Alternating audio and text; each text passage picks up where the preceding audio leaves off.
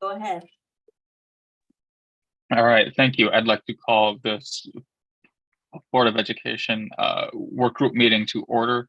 The date is August 14, 2023. We have two public speakers here with us and one written statement. So if our public speaker in person would like to start, please go ahead. Our in-person public speaker is EC Nadeau. Well, I go first. You get to go first. I can come up. I haven't heard anything yet. You wanted me to sit? Yep, you can sit here so they can see you and then you should be all set. They can hear you in the room, so you don't have to unmute. Okay. Hello, everyone. I got to stick to 3 minutes, so I'm gonna dig right in. I'm a grandparent of an MMSD kid, parent of 3 who used to be MMSD kids, who are now in their 40s and 50s. And I'm also part of a small informal group that is trying to encourage the district to move more quickly on its clean energy and energy efficiency projects. And that's the role I'm playing here today. I'm particularly interested in talking about the transition away from natural gas in the district over the next 17 years. I had a meeting with Kurt Reinhold from the Legacy Solar Co-op, Nathan Frank from Quarles and Brady, and Larry Weimer, who is the executive director of WEFA, which I think stands for Wisconsin Health and Educational Facilities Authority. They provide advice to nonprofits on how to raise funds and bonds and just basic financial advice.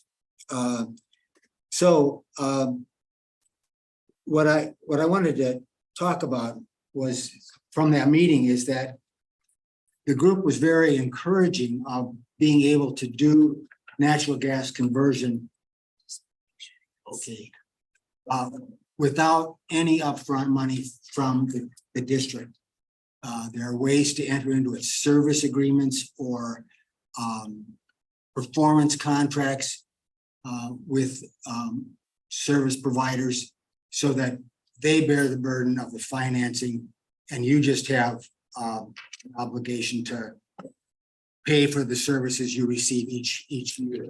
So the nifty thing about that approach is that no money down, no money upfront by the district, and the possibility of actually saving more money than you spend over the period of the contract because of the greater efficiency of the equipment that you'll be installing in place of a lot of the stuff that you now have through natural gas.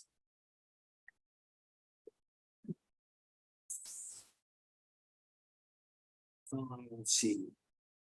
I think I've gone through most of my points already. I just didn't want to go over 3 minutes. Where am I now? You have 30 seconds. Oh, boy. Okay, so I recommend that the district does a feasibility study in 2024 to verify whether or not such a service agreement makes sense for the district. And then in 2025 or 26, actually enter into such an agreement and move forward. At 3 buildings per year, you could hit the 2040 deadline. I think that's it. Oh, that's all I got. Okay, thank you. Thank you. Our online public commenter is Haran Shalif.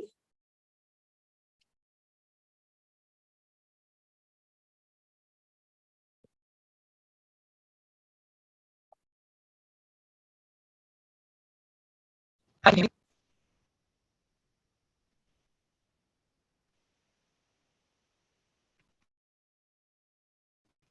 Are you muted?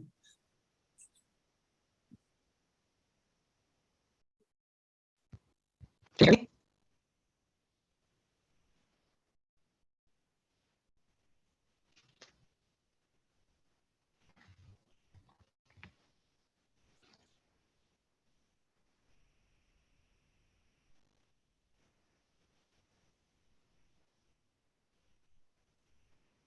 I'm sorry.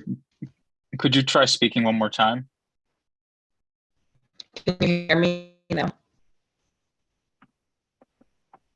I am sorry, the connection is going in and out.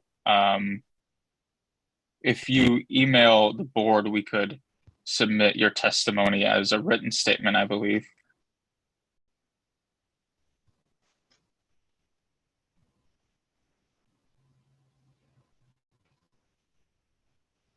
I'm trying. Is it working? A little better, not super great. Okay, well, I'll just keep it quick then. I'm Haran. My pronouns are he, him, his. I'm speaking on behalf of the West High School Green Club. And we just wanted to thank the board for continuing to pursue its sustainability goals of 100% renewable energy by 2040, and then the progress goals at 2030 and 2035.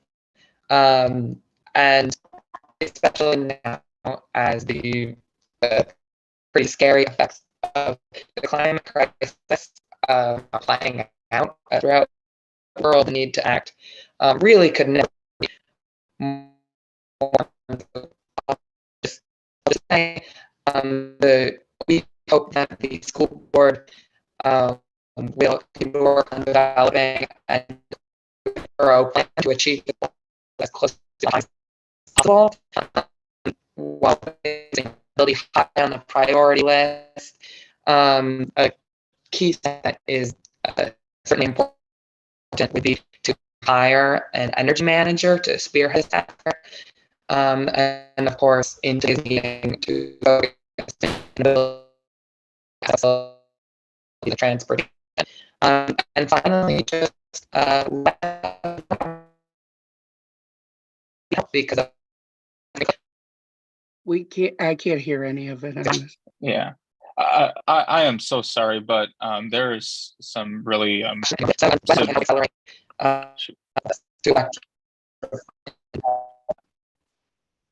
thank you. Could you please email it? I'm really counting on the sustainability goals, and we look forward to working with this. Thank you. Could you please send us your remarks via email so we could read them in full? I'm sorry, but there were some pretty serious connectivity issues during your testimony.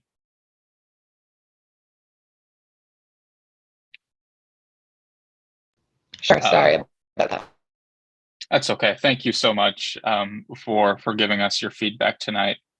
And we do have one written statement from Judith Stadler, which is supporting all the clean energy initiatives from the district, in specific hiring a manager to manage those efforts as well. Moving on to the next agenda item, approval of the minutes. I move to approve the minutes from the operations work group meeting dated June 12th, 2023. Talia, your advisory vote? Aye. All those in favor? Aye. Thank you. Motion carries 6-0. And so moving on to the start of the presentation for tonight. So just as an intro, so thanks everyone for tuning in here tonight. We're going to kick off this work group meeting as we're pretty much on the doorstep to the start of the 23-24 school year. So we will receive updates from our superintendent, Lisa Kivstad, and then we will receive updates from our assistant superintendent of financial services, Bob Soldner, regarding summer school counts and Fund 10 balance. In addition, we will hear from the senior executive of building services, Cedric Hodo, and his team regarding information on transportation with our new vendor, First Student, and begin the first of many conversations about where we are as a district around sustainability and how we can reach our stated goal that the board passed of renewable energy by 2040. Finally, we will end the evening with a final review of the scope and sequence of the operation work group.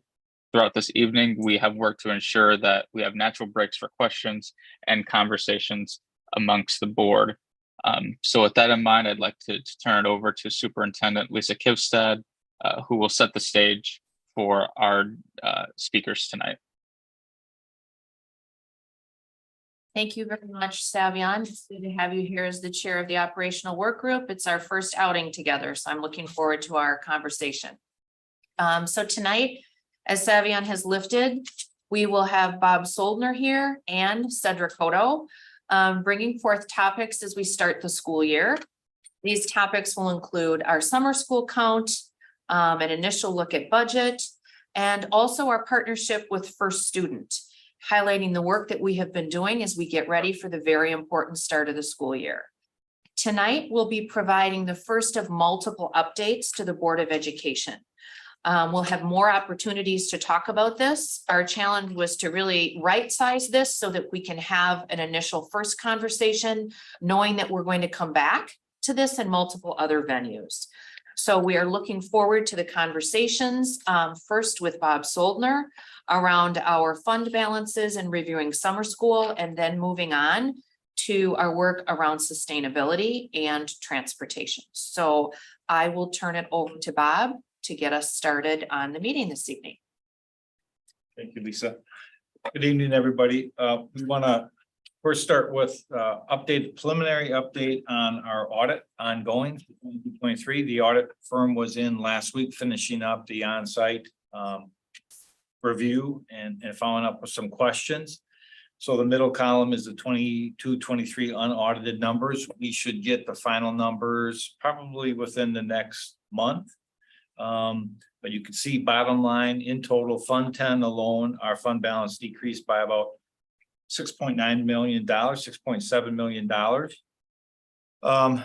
That's a drop. We expected it to be a little bit higher, but given some relief using ESSER dollars, we were able to mitigate the loss in the Fund 10 revenues. That's positive. The downside is this is where we're beginning our conversations in 23-24. So I think we're going to close out 22-23 in a good financial position.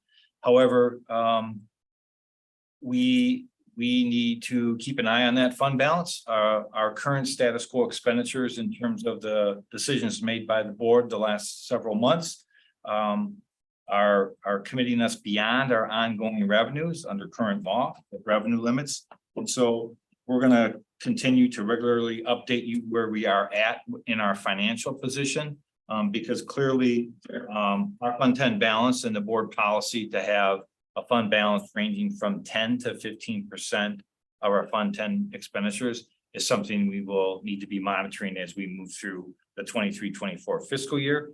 I think it looks like we'll be just fine. Starting 24-25 is another situation. So we'll need to be monitoring that as this year progresses.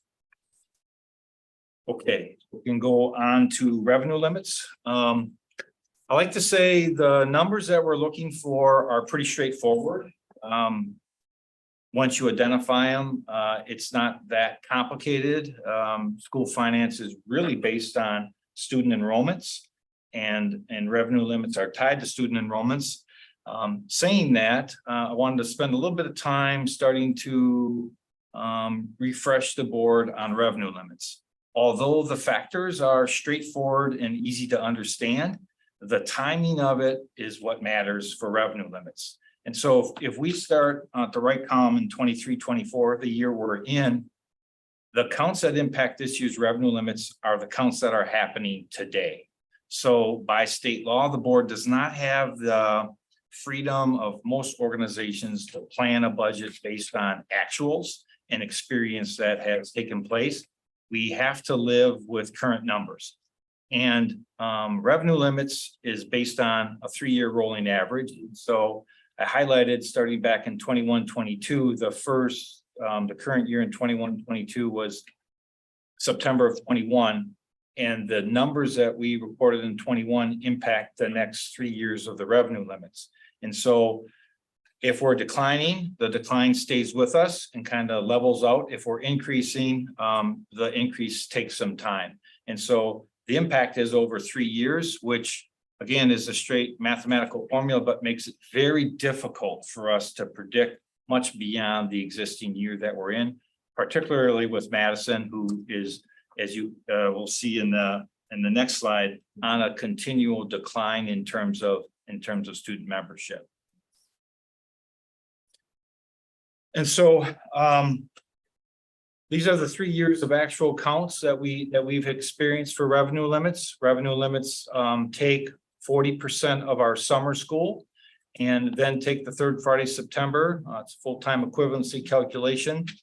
And families that have chosen to attend independent charter schools, those are charter schools that are authorized by somebody other than the Madison Board of Education.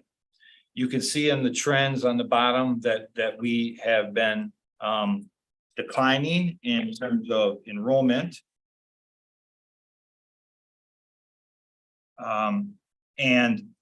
And our projections for 2023 that were included with the June preliminary budget that was approved are the numbers that you see in the column. And again, so it's summer of 2023, we projected 370 FTE. We projected just over 25,000 students this third Friday in September of 23, and then 750 kids, resident students of Madison choosing an independent charter school for a total FTE count of 25,911. Now, I've asked our enrollment folks and our data people to take a look at summer of 2023 because I'm a bit anxious on our count in terms of our recent declines. And the preliminary numbers, although we're double checking, are instead of the 370 that you see in summer of 2023, it's right now looking to be 292 FTE, which will have a direct impact on our revenue limits available this year. And puts us on a trend that we didn't want to see, and that is beginning the decline in our summer school FTE. We were hoping to kind of build back to the pre-COVID levels, but at this point in time, it's a decline. And why this matters is, as I said, our revenue limits are based on a per member basis. And it's always better for us to add students to build our base in out years. There is a little bit of a weird effect that we'll talk more about that has real implications for us in budgeting, and that the state provides a declining enrollment exemption, which oddly, in the immediate year, if a decline continues, the state actually provides additional dollars for us to plan on how we are going to identify really two choices: reduce our ongoing expenditures or identify ways to increase our revenues. And under current law with revenue limits, the only way a district can do that is to go to the voters and ask for additional authority under a referendum. And so we're going to continue to monitor these counts and bring them forward with you to talk about the impacts. As I said, we'll be approving that final budget. You will be approving that final budget on October of 24. And then in November, our plan is to begin the conversations that we need to have regarding the 24-25 budget. And the preliminary numbers for 23 put us in a financial position that we anticipated, and that is we are going to need ongoing revenues to be increased to support our current level of expenditures and programming that we're providing to our students and families. Any questions? Thank you so much. So I see Board Member Muldrow followed by Board Member Vandermeulen. Thank you, Chair Castro. I have a few questions. So my first question is a policy question, and it is as much for my fellow board members as it is for you, Bob. But my first question is short-term borrowing. What percentage of our budget will we engage in short-term borrowing for this fall? That's a good question. I don't have numbers in front of me right now. I'm working with budget planning and accounting team. We met last week with the independent firm that we work with. We're putting together our cash flow and short-term borrowing to bring to the board in September. So I will say we think we've got a pretty good handle on it. We're gonna be entering into an increased cost for our short-term borrowing, it looks like, based on preliminary rates. However, the flip side of that is when we borrow the money, we're in that spot that the state was in 10, 12 years ago, where we'll actually make money on the interest earnings when we put that money in the bank, sufficient enough to offset the increased cost to do that short-term borrowing. But the actual dollar amounts, we're working on those right now, and we'll have them for the board in September. I greatly appreciate that. And the reason I framed that as a policy question is because our policy around fund balance is slightly arbitrary at this point. And so I think if our goal was to move towards a fund balance that reflects an ability to be independent and no longer engage in short-term borrowing as something the board is aspiring to do in order to kind of assert, a financial strategy that is sustainable. I would be curious how that shifts our policy around fund balance.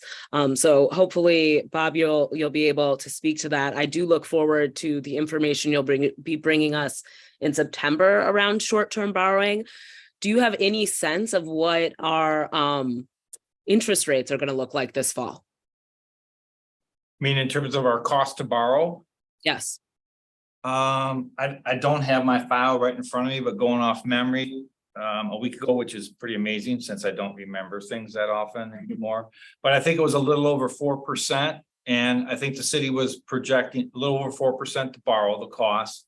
And then we were a little over 5% in terms of what we would earn on that money when we deposit it into our accounts that are managed by the city. But you raise good questions. Absolutely.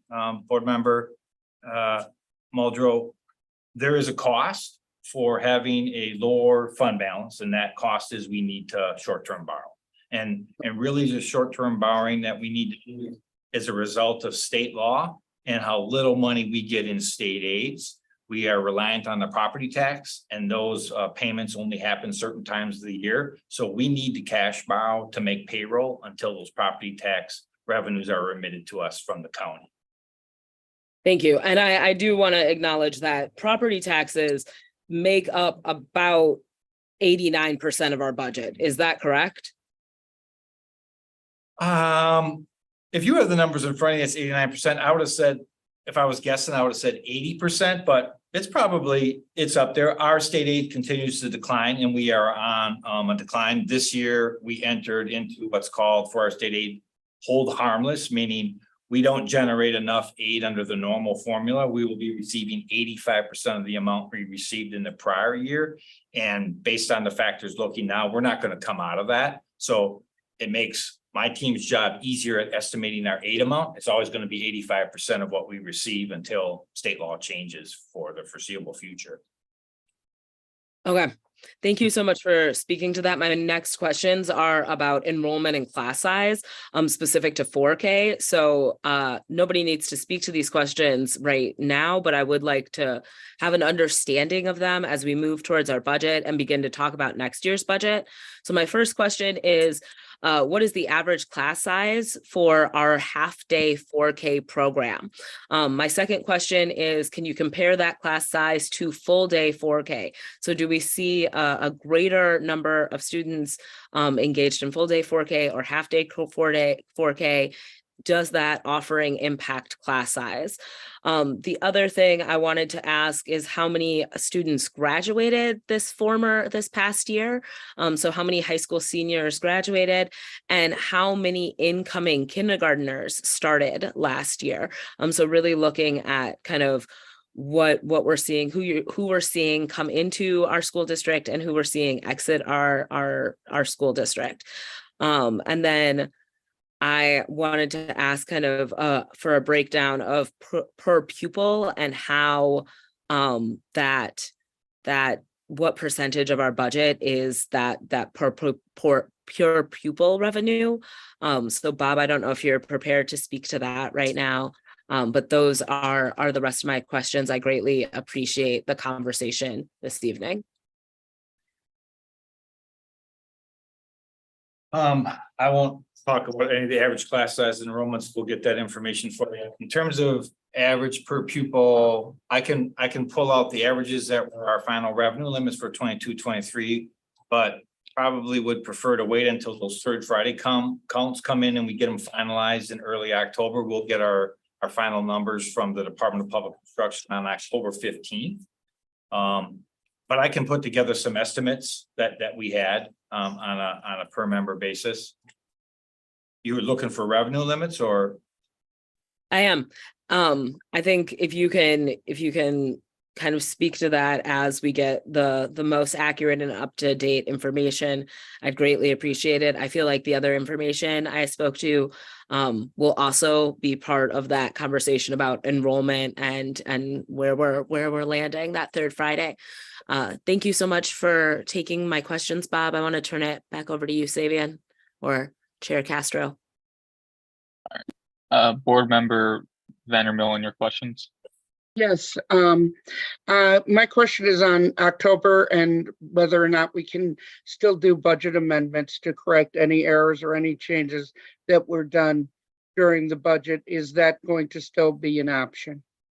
That is up to the prerogative of the board.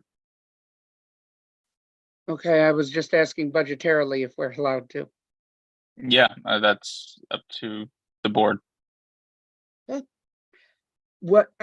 When my second question is on budgeting is if something was not in alignment or was changed, do you expect that, let's say, a replacement from 131,000 to 275,000, that the subtracting the two, and I'm sorry, I can't do the math on me, would be financially feasible, Bob? Board Member Vandermillen, I'm not sure if we're noticed for this type of question. Actually, I think we are, and the fact that Ali was allowed to ask questions and we weren't notified on 4K, I think I'm allowed to ask him. We were notified on enrollment counts. This is a budget discussion. It is a This is not budgetary explicit. question. This is not explicitly a budget discussion. It is, we're asking at how much we're allowed to spend in a year. I would like to have, under Robert's rules, I would like to have the decision of the chair overruled. I believe that requires a vote, and I would like to call one. I'd like to hear from General Counsel with respect to the notice. Let me see if General Counsel is available. Monica, would you be able, Dr. Mitchell, would you be able to answer the question about agendas and notice?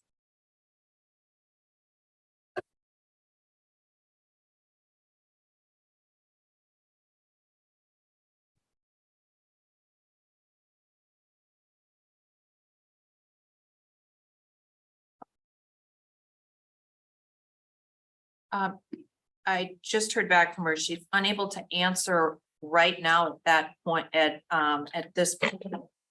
I wonder if, Nikki, can we hold that question and come back to it? And do you have another question that you want to ask? We'll just sort of hold that one and get back to that when we have legal counsel available.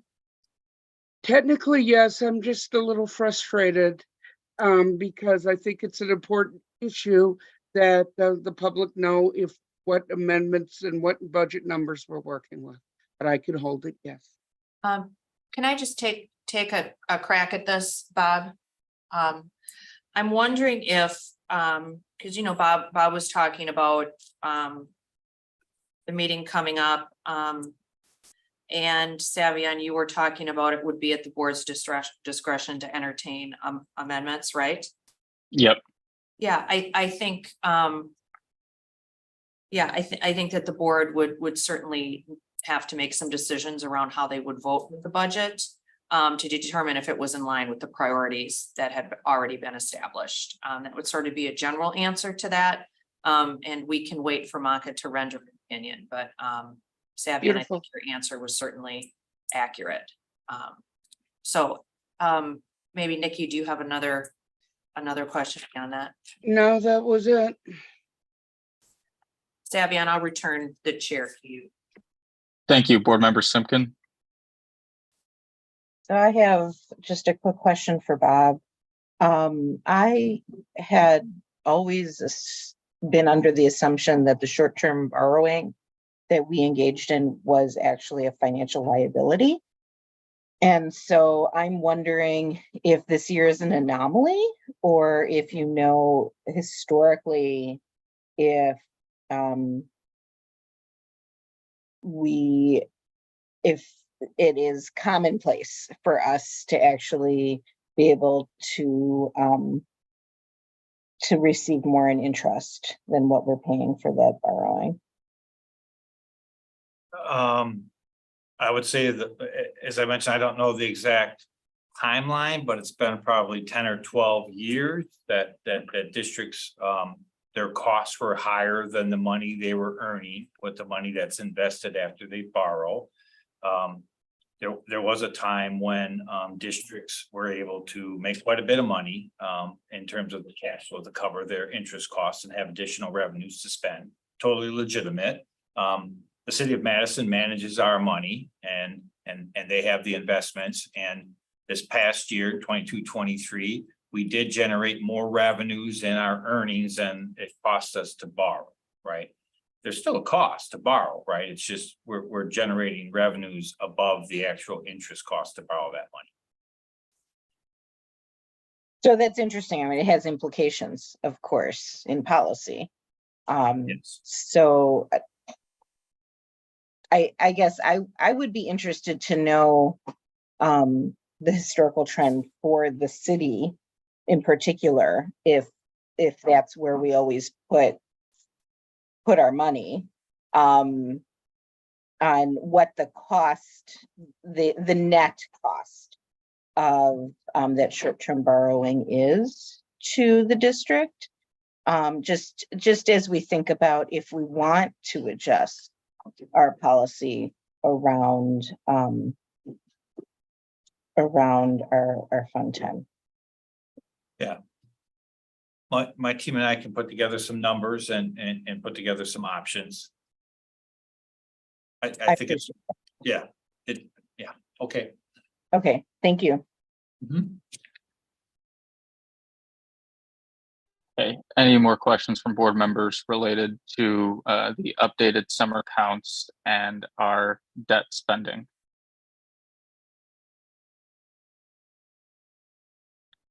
All right, moving on to Transportation Superintendent Lisa Kipstead. All right. So yes, we are on our way to talk about transportation, and we know that we're all interested in how things are going and getting ready for the first day of school and making sure that our students arrive on time and safely. So we're excited to talk a little bit about our partnership with First Student. We've been working collaboratively for a long time. We'll be moving from a 3-tier to a 2-tier system. And we believe our partnership with First Student will be productive so that we have a successful first day.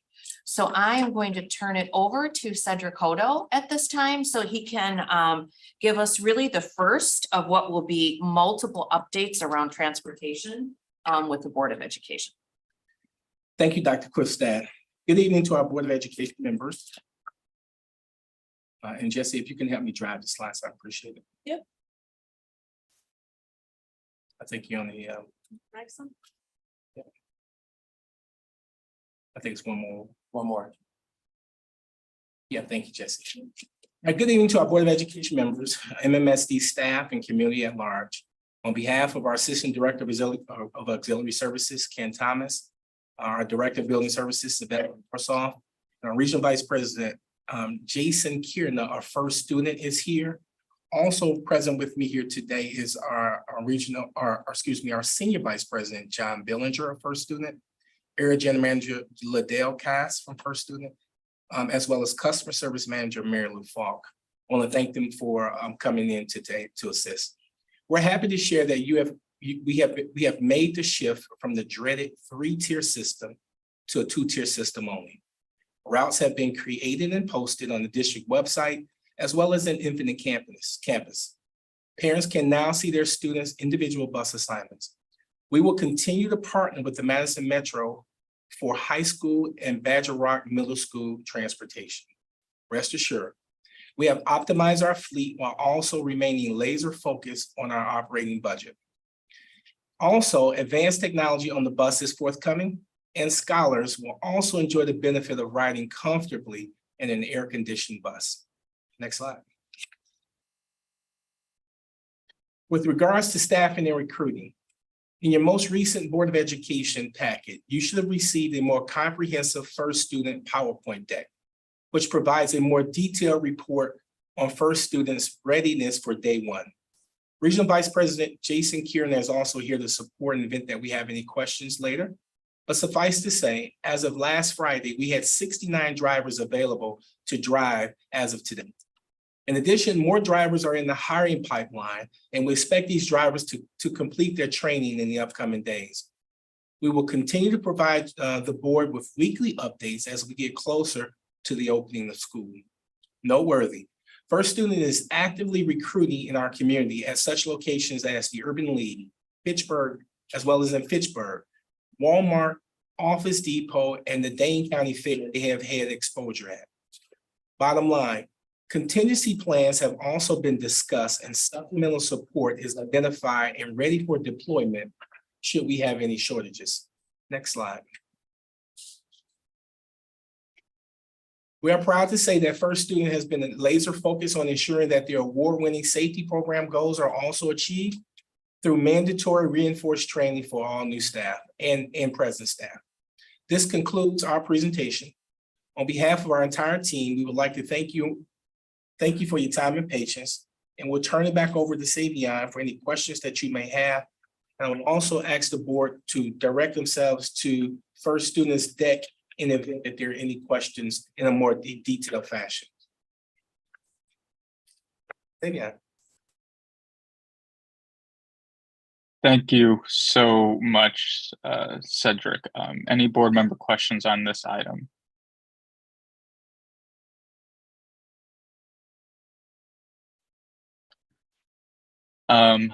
Okay, Board Member Simpkin, followed by Board Member Vandermillen, followed by Board Member Take my Pearson. hand down.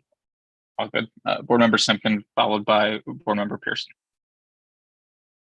Thank you. I am just interested in the staffing plan. And so I'm curious about your backup plan. Who would be covering routes if we're not fully staffed on day one?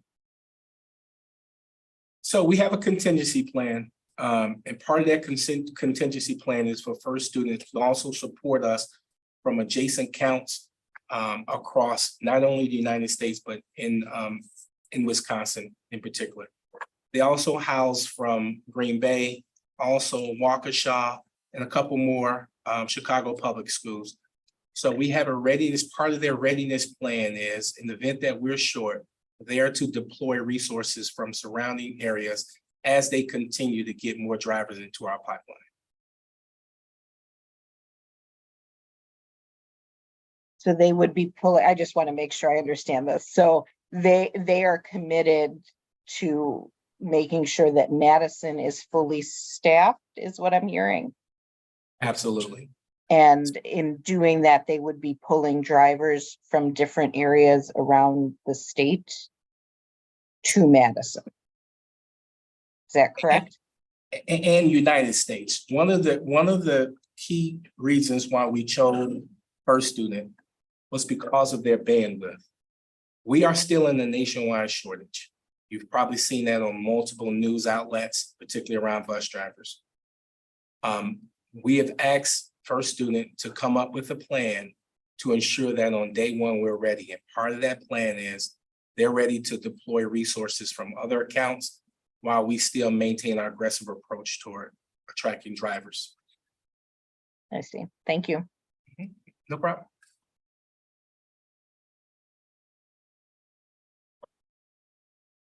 Board Member Pearson. Yeah, thank you. That's good to hear. I actually had the very similar question to Laura about like where we're going to find drivers on the first day of school. And then also with the contingency plan, say that the lull goes on for longer than, a week or so, and it needs to go more long-term. Is there a backup plan to have a long-term plan if we're not hiring the amount of staff or amount of bus drivers? Yes, that is part of their plan, absolutely. Okay, and when will we get updated on those plans? We have been providing weekly updates to the board ever since, I think, probably about 3 months ago. We'll continue to pace and provide you information as we get it. I work very closely with our comms team to get this information out in our bulletins, as well as to the board members itself. Okay, and how many bus drivers are needed for us to fully staff all routes? I think we're somewhere in the neighborhood of 100, 110, if all routes. We still have some drilling down to do as we get closer, Maya, to having all of our students registered. We'll have a more accurate count. There's a lot of things that may come up in regards toward homeless students. Homeless students population ebbs and flows. We need drivers for that, as well as our special ed routes. And we had a lot of single routes that we're doing the best that we can to manage those single routes, to optimize them as best as possible without interrupting IEPs. So we'll have a more confirmed number once enrollment is actually confirmed and everybody is registered, but we should have that information within the next week or so. Okay, that's reassuring. I'll keep a lookout. I'll just make a comment then. I think for me, one of the main reasons why I supported going to First Student was because the reassurance that we will have drivers. And I know I've asked multiple times about where we're housing buses, how we were going to be able to ensure that we have enough drivers for the school year.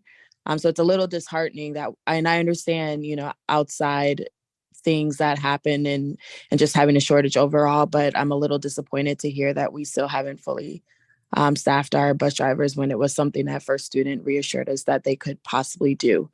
And I'll just say, I'm not exactly sure if it's best to continue to get bus drivers from Milwaukee or Chicago long-term. So hopefully we can definitely attract more bus drivers and get us fully staffed so that we can rely on our city bus drivers, opposed to having to outsource throughout the US to find bus drivers that support us. So thank you. No problem, thank you. And just to caveat to what you said as well, we certainly agree with you, but I can assure you, we're laser focused on this topic here. We provided you the most accurate information as of Friday. There are multiple drivers in the pipeline, and I don't know how necessary it's in the pipeline.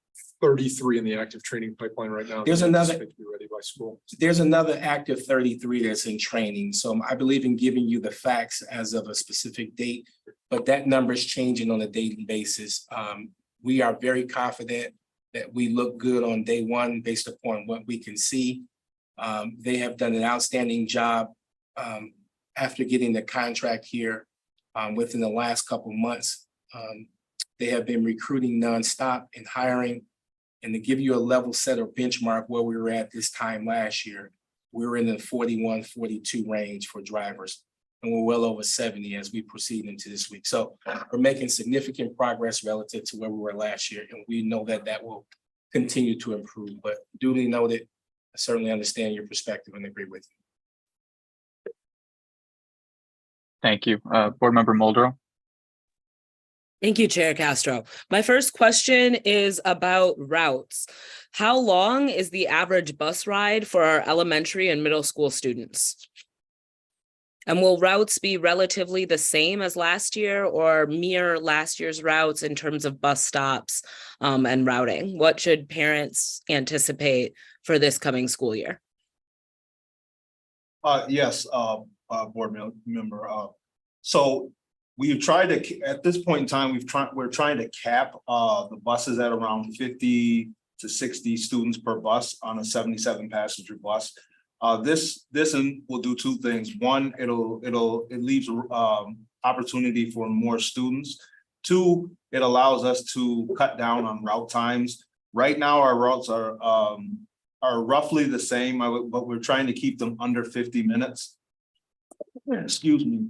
And we pretty much achieved that across most of our routes. There are a couple caveats that come into play with the parochial schools that we pair with some of our MSD routes, which create longer routes. But we are in good shape to keep them well under the 60 minutes that we 60-minute cap that's in our program right now. Okay. Thank you, Kate.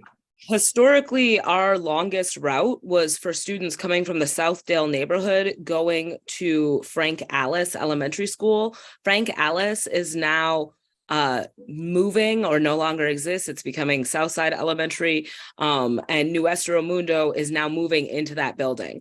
Will the students who experience the longest bus time be the students who are going to Nuestro from Southdale? We'll have to look at that. I have to look at that specifically, and we can get that to you in writing at a later date.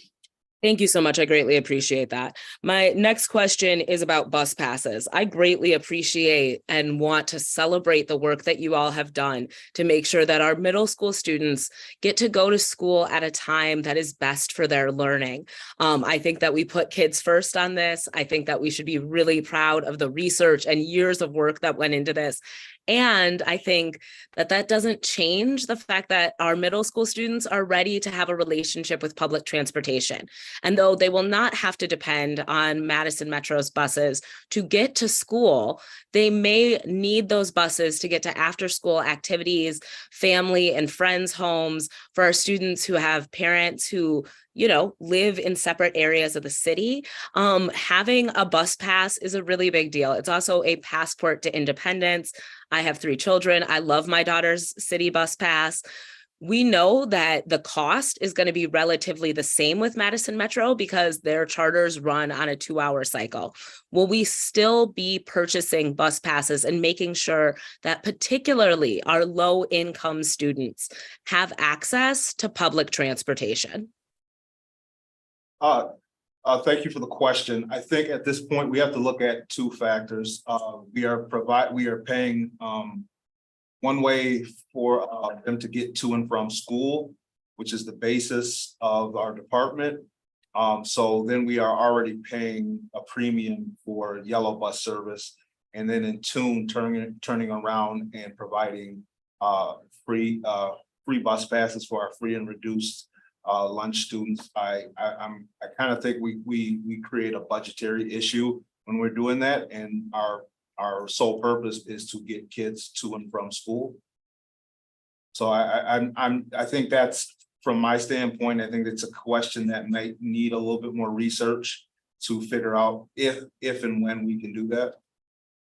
So I just want to say really simply, if a kid misses the bus and we want them to get to school, we're not going to charter another bus to route past their house a second time. So if a young person is dependent on public transportation or our busing to get to school and they miss the bus home or they miss the bus to school, what are they expected to do right now? I think we created the options that we have in yellow busing, and to your point, no, we cannot double back to pick up a student. But I think we would be in the same, it'd be the same process, even if it was a Metro bus pass versus a yellow bus. If they miss those buses, there would be no second pass for a Metro either. Yeah, if you miss the bus and you're taking public transportation, you take your bus pass, you go to the bus stop and you catch a different bus. Right now, Madison Metro has actually increased how often you can catch the bus. So a bus comes every 15 minutes. I do think that this is something we want to factor in and really tease apart, you all, because this is a shift for our middle school students. And I want kids to get to school and I want them to get home and I want them to be able to navigate public transportation. And so I think this is an area where we can continue to brainstorm and collaborate with Metro in the city. And I want to thank them for their partnership in giving our young people free bus passes the last few summers. I think that's been tremendously meaningful and I'm grateful for their partnership. I do just want to emphasize again that I think we did the right thing at the middle school level in making sure our kids are getting to school at a time when they're most capable of learning. And I think that as the priority is something that cannot be overstated. My last question is about the importance of retention and staff morale. And this question is for Cedric specifically. We are talking about staffing our buses and that partnership. A lot of the work we're doing is based in relationships. We have, custodians and teachers and educators who are all coming in contact with our young people as members of our workforce. Cedric, I want to ask you, how do you plan to maintain a healthy relationship with this partner? How do you plan to make sure that the folks who drive our children to and from school feel good about their work? What are we doing to ensure stability and morale this year so that we're not just bringing people into the role of bus driver, but that we're maintaining the relationship and partnership and encouraging people to want to stay in those jobs? Yeah, absolutely great question. If you take a look at your packet that you received, you'll see that First Student has put forth a very aggressive plan in regards to retention, recruiting, as well as morale building, training, community benefits, creating a complete culture change.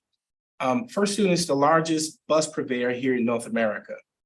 They have done this for a lot of major cities, and I think the added value of what they bring, not only subject matter expertise, technical expertise, building culture, world-class customer service experience. Assisting me today is Mary Lou Falk, who is their customer service specific driven manager. Her job is to help create that culture that you're talking about right now. I find that their entrance into the city and their merger and acquisition with for the former company tells a lot about who they are as a not just a partner, but who they are as a company. Their ability to invest in their staffs upfront, provide us a metrics around bus training and over 40 hours per staff member minimum to get up to par in training. The ability to coach and teach around customer service and what those expectations are. Their unparalleled team that they have from technical experts in the area of PhDs and doctors, behavioral specialists, et cetera. I think all optimize their ability to keep, not only retain, but be a true partner in this community. And so I'm looking forward to their industry best leaders implementation program, their technical program, their customer service program, and more importantly for me, their safety program is top notch. We have brand new buses that they've shown to let Madison know that Madison is our top priority. Those buses are state of the art. They're brand new air conditioned buses. And so from my vantage point, I think they have taken a tremendous stride, first steps to getting us where you got to go. This is an area that we will be monitoring very close, the risk reward metrics in regards to how our kids are being treated, how our kids are being educated. And the bus should also be an extension of the classroom. So these are all great points, I think, that they have been working toward. And with any relationship, I think you see 4 members of their team right behind me today. You may can't see it from where you're at right now, but their dedication in traveling here from their various homes of abode to be here to assist in any questions, I think shows their commitment to making a difference here in Madison. But thank you. That is really great to hear. And I actually did notice kind of how they described their approach to recruitment and retention. What I can't see from that document, Cedric, is how the district is going to approach maintaining the relationship, right? We're working in partnership. So I guess instead of directing that question at you, I'd like to direct that question at First Student and our partners. What can MMSD do to make this partnership healthy, to help our relationship with you all thrive, and to make sure that we're coming together in the best interest of our young people? And thank you all so much for joining us this evening. Yeah, absolutely. And no problem. Wouldn't be anywhere else when Cedric asked us to be here. I would say that it kind of started with how our relationship formed. Cedric was very clear from the get-go that he wanted to make sure that he was giving us access to the right people at the right time, and that we were building plans together. So the result of what you hear Cedric talking about today is very much him and Ken welcoming us into MMSD and then connecting us with various stakeholders throughout the organization already. So we've met with student services, we have a standing regular weekly meeting with communications. We've been involved with the technology group. We've been involved with a lot of the associate superintendents, and they've all given us guidance up to this point to help us be successful. So again, I think that just more open conversation about the things that are going on and the things that we're experiencing from a transportation perspective and how you can help us with those things. And then us doing the same, right? Coming to you and letting us know how we're performing and maintaining our bargain, and ultimately focusing on the safety and education of students. That's what's most important. And then I'll also add that I think making sure that we have access to the community, we're bringing in a lot of change, but with that change, we want to do it responsibly. We want to make sure that we're bringing people along with us, and that we're communicating, we're letting them know what's going to come, we're letting them know that it's here, and then we're also following up to make sure that there's a successful implementation. So I would say from my vantage point, more of the same collaboration and cooperation to get us to where students need to be and where we all want to go. That is absolutely excellent. What can parents expect from you all in terms of communication this year? How will you be communicating kind of changes? When should parents be talking to you versus talking to the district about transportation? Yeah, so I think there will be more guidance on that. I mean, my takeaway from that is always we want to hear from the community, right? They are the ones that are receiving that service every day. And it's great to understand what's going on. And we have platforms that are set up to do that. So we've set up a Madison specific landing page on our website for parents, where we'll be pushing a lot of content out about things that are going on. We'll have links out to our social media feeds, to applications. If anybody's interested, to the point that Board Member Pearson made about applying, we'll have information there, as well as just regular updates. I would also say that the community and parents should expect to see us out at schools and engaged in events and kind of meeting them where they're at, as opposed to making them come to us. And the last thing that I'll offer is we do have really great feedback tools like First Feedback, which is it's something that our location manager monitors every single day, that allows any member of the community and also internal drivers, if they have concerns, instead of the old suggestion box, it's all right. It's all available. You can access it on a computer or a phone where they can submit that feedback. And also we're having a large opening event with the community at our facility. And we always welcome people to come in if that makes sense, to have a conversation about whatever their specific needs are. So we kind of look at it from all approaches and making sure that access isn't an issue. But we want to hear from the community, and we want to make sure that we're doing right by the folks that are utilizing the services every day. My last question for you all is, how will we partner with you to navigate inclement weather? So if weather is bad in the middle of the day or becomes severe later in the day, what does the communication look like between you and our superintendent's office to decide whether or not we can have kids waiting outside for the bus, whether it's too cold or too dangerous to get kids back and forth to school? How will we be able to rely on your expertise to support us in doing that work? Because this is Wisconsin, and sometimes we've got to adjust transportation to keep everybody safe. No, that makes sense, and it's a really good question, and I appreciate you pointing out the expertise piece. We manage operations in cold climates all across the United States, and we actually in our last meeting, Cedric had brought this up and talked about contingency plans when weather does hit.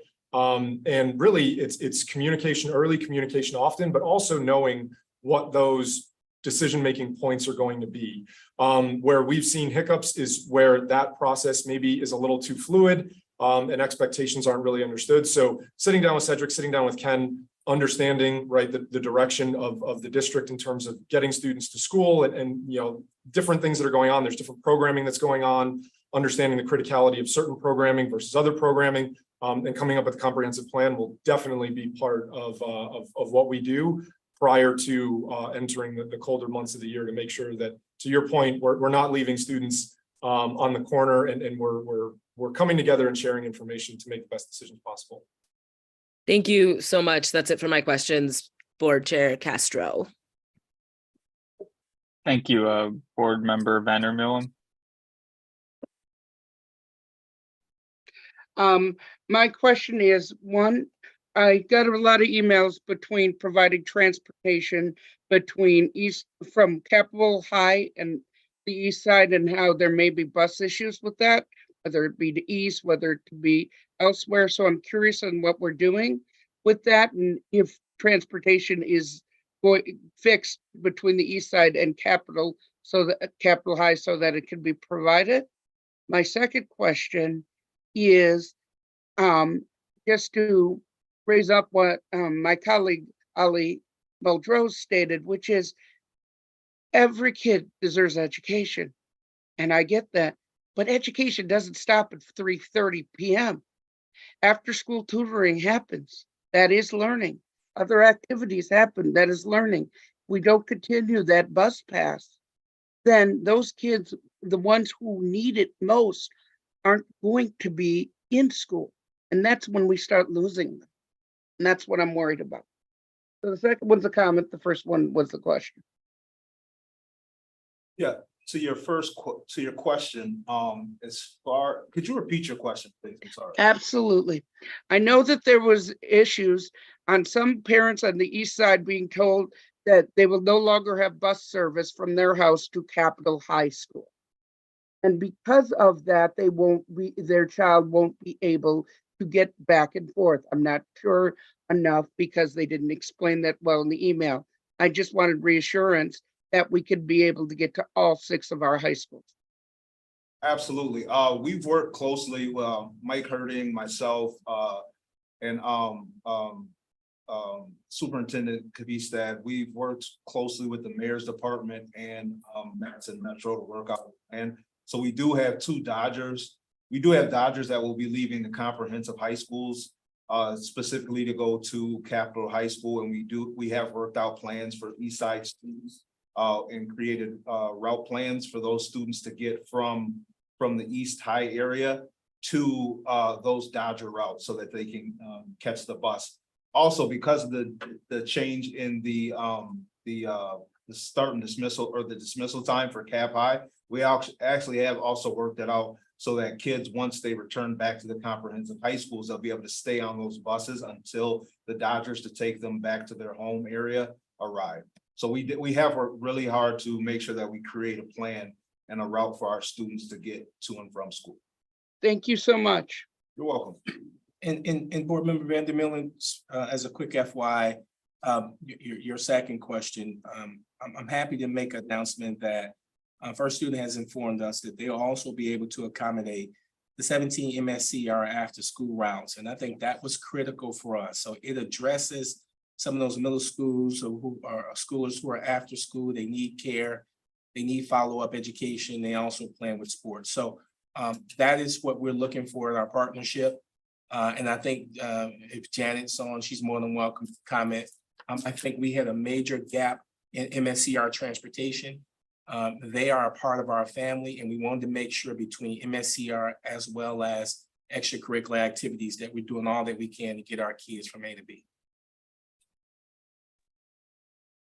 So Cedric, yeah, thank you. We're very confident in our meetings with First Student so far that they would be able to accommodate MSCR buses. Our routes home anyway, so far have been pretty much confirmed. And we're just working on some of those charters for sports, middle school sports. So, but any middle school student that needs a late bus home at one of those MSCR sites will be able to get on those late buses. Wonderful. Thank you so much, Shannon, and thank you. Thank you.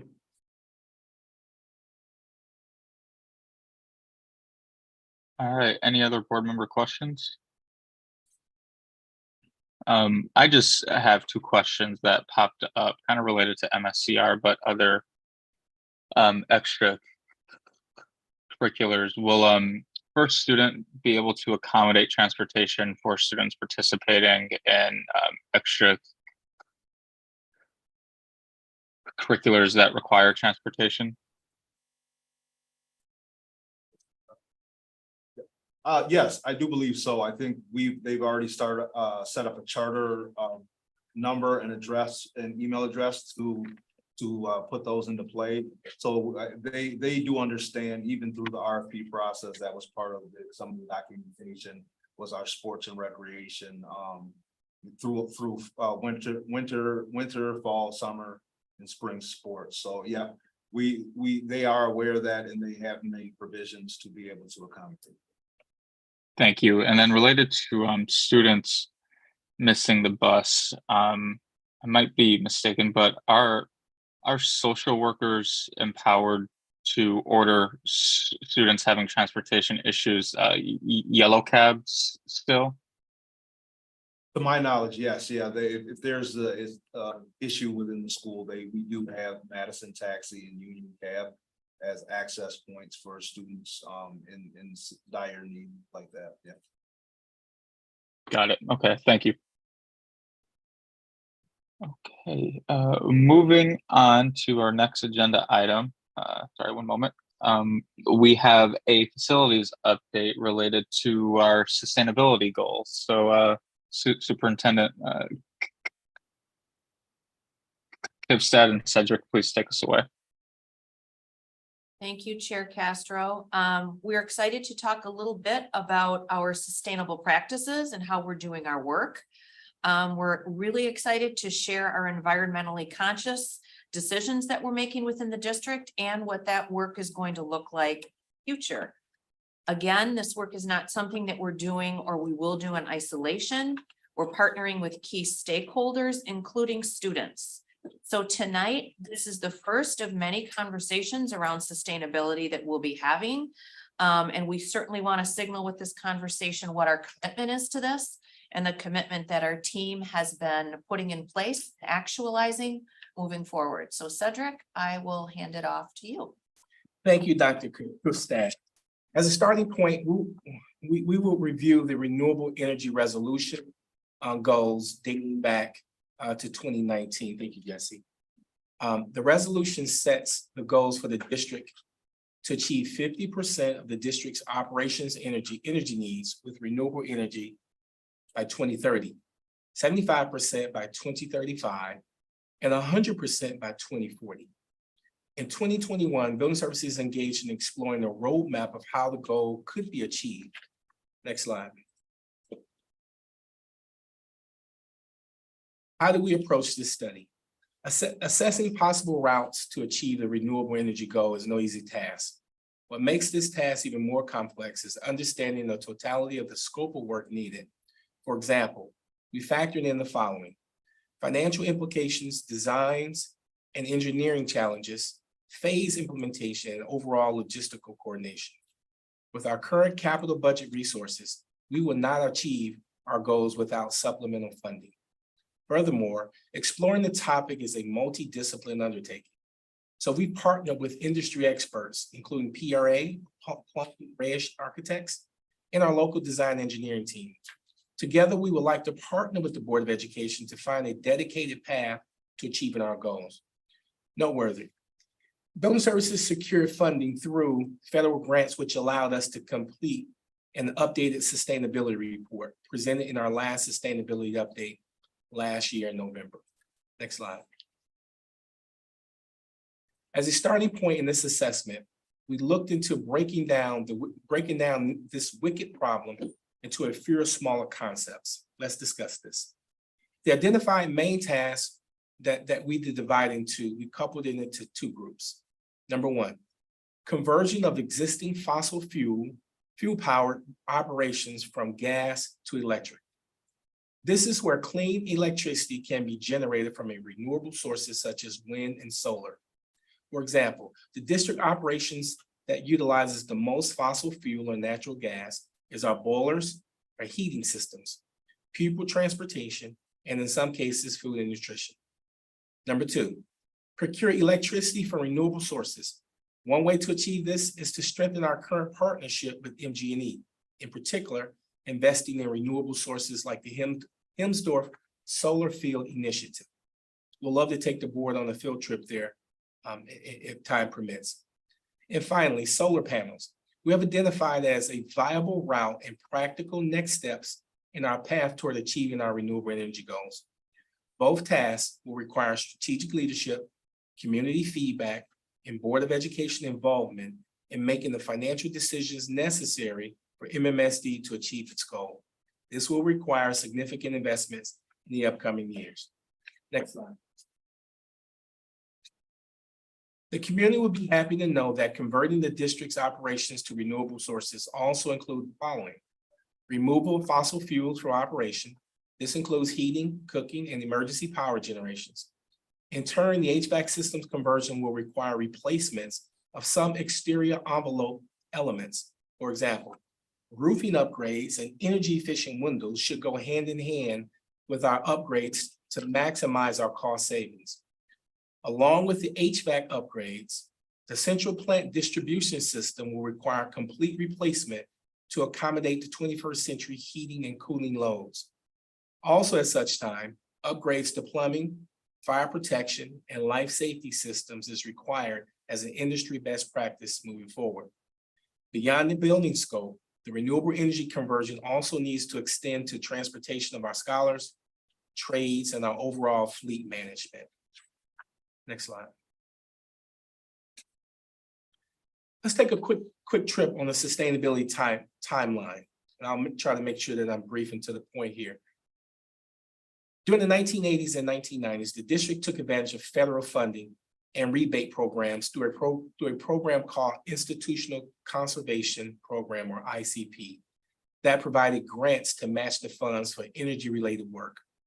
The district was awarded over $570,000 in matching grants and implemented many technology advancements, such as moving to T8 lamps instead of inefficient T12 light bulbs, converting exit lights to LED, also upgrades to VAVs and controls through a performance contract with Honeywell. Moving into the 2000s, the district's work ranged from contracting with solar mining to install solar pool heating systems at the 4 comprehensive high schools, receiving lead awards for the work at Olson's, hiring McKinstry to begin a program aimed at behavior-focused energy awareness and operational efficiency, designed to reduce cost, energy efficiency, and promote environmentally friendly options. Now, bringing us closer to a little bit in 2019, kind of get a gauge of where we're at. The Board of Education adopted a renewable energy resolution in 2019, and we've been working since then. In 2020, the referendum planning stages included provisions for sustainability solar and sustainability allowances are included in the renovations budget.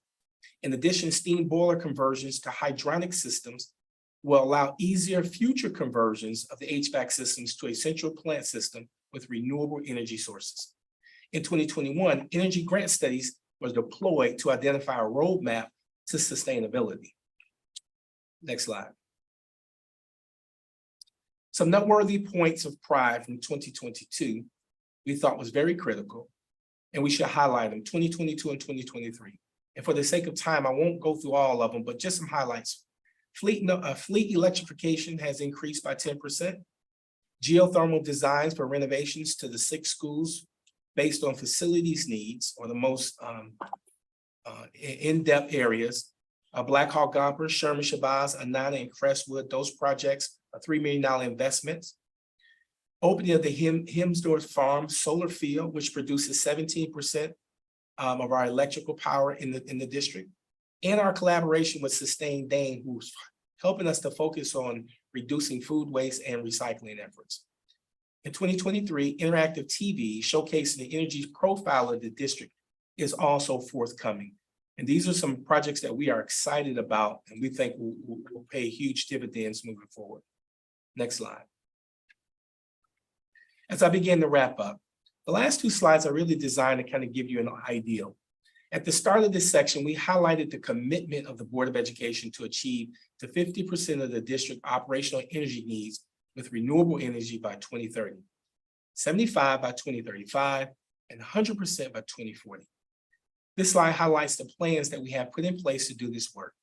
While these slides highlight important information, what is missing, I believe, is the work that is needed from you and the board members and helping us to be a thought partner with our community partners as well and helping move this work forward. As you can see, time is of the essence. The next 2 slides are simply recommendations in the form of suggested timelines from 2023 all the way through 2026 on some things that we know are coming down the pipe and that we should be working on. Next slide. And finally, the 25 and 26 slides you'll get a chance to see here. Very similar, some of the geothermal projects, the major items that we need to tackle to get us closer to our goals will have to be the geothermal projects as well as solar projects. And as you can see, we have a long way to go. I believe Madison is resilient, and I believe with your guidance, we can achieve this goal together, as well as achieving a goal for our community as well. On behalf of the entire building services team, we'd like to thank the Board of Education members, Dr. Krifstad, for your time and your attention to this highly technical presentation. We know it's highly technical in nature, but we're prepared to try to provide some more context to questions you might have. We look forward to collaborating with you. And again, we thank you and the community for this opportunity. On behalf of myself, on behalf of Savetlin Borsov, who is also here with you, Director of Building Services, we'll pass it back over to Savion Castro, Committee Chair. Savion. Thank you so much. So starting with questions, Board Member Simkin, followed by Board Member Muldrow. Thank you, Cedric.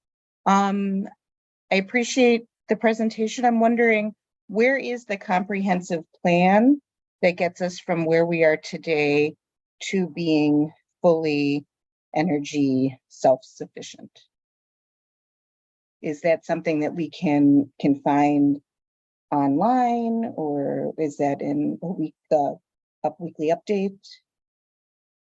Good evening, board members and board members. I will be happy to ask a question.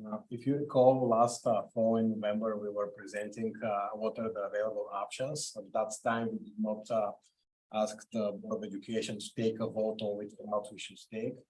I think we still have in front of us the decision to make. It does that the Board of Education needs to be involved in, but that route has not been voted on, and it has not been chosen because that is a financial and a practical decision as well. Building Services will be happy to engage in that conversation and be the expert, the subject matter expert on the matter, but this decision is yet in front of the school. One of the next steps. Yeah, Board Member Simpkins, to Savetlin's point, just to underscore it, there are a lot of different paths that we can take.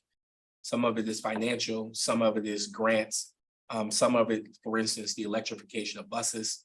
We're working with our partner at First Student to go after grants for us because we don't have the money for the infrastructure for electrification of buses.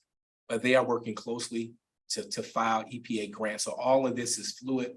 I think this is going to take more of a lift on behalf of the superintendent, senior executive team, We need to think about what the future looks like, and we need to find resources to help us get there. We know that this is a heavy lift. We know that time is of the essence, and we got to get started as soon as possible. I see. So I guess what I would like to see is a vision, a clear vision put out that takes us from where we are today and shows us where we are on that continuum of self-sufficiency of and how we're going to get there. So that's what I'm looking for. Thank you. Yeah, duly noted, and we certainly will do our best to begin to establish that path. One of the key things that's driving the decision-making is a recent study from PRA, our long-range facilities plan. I think we already have an established long-range facilities plan, that of which we're working under. But how things are moving and changing so fast, I do believe that we need to huddle internally as a team, and we're gonna need some support. There are financial commitments that have to be made, and how we get these financial commitments is something I think that we need to discuss, not only with our community partners, but internally as well, and with our board members. So we will certainly work on that plan and try to nail it down as much as possible, as quickly as possible, but duly noted. Thank you. Board Member Simkin will be bringing back the long-range facilities plan over the next couple of months to this group. And then the board will have an opportunity to weigh in on next steps. Like Cedric said, it's going to take ongoing conversation.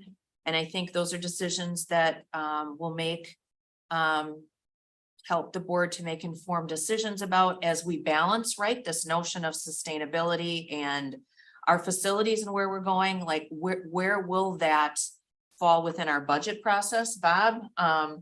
And what are our plans and the costs moving forward? So I think it's part of a longer conversation, and we have that coming back to you in that long range facilities plan that we actually owe the board per policy. So I appreciate that. I'd also like to know where we are now in the process of becoming self-sustainable. I didn't really hear where we are today. And so, I guess I'm looking for data as part of this process, and I'd appreciate that as well. Thank you. Got it. Thank you so much, Board Member Muldrow. Yeah, Chair Castro, I want to thank you for getting this on our agenda. I think this is one of the most timely and important conversations we could be having.